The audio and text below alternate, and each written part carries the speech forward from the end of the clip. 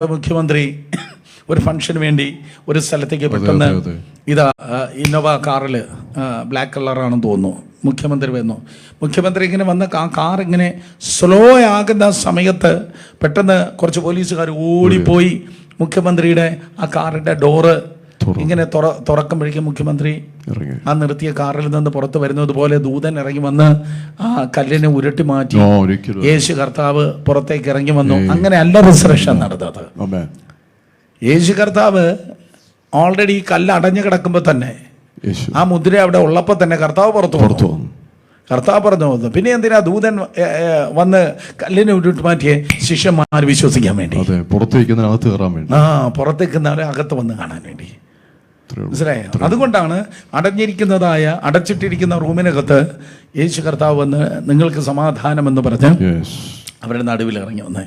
so യേശു നേരത്തെ ഉയർത്തെഴുന്നേറ്റ്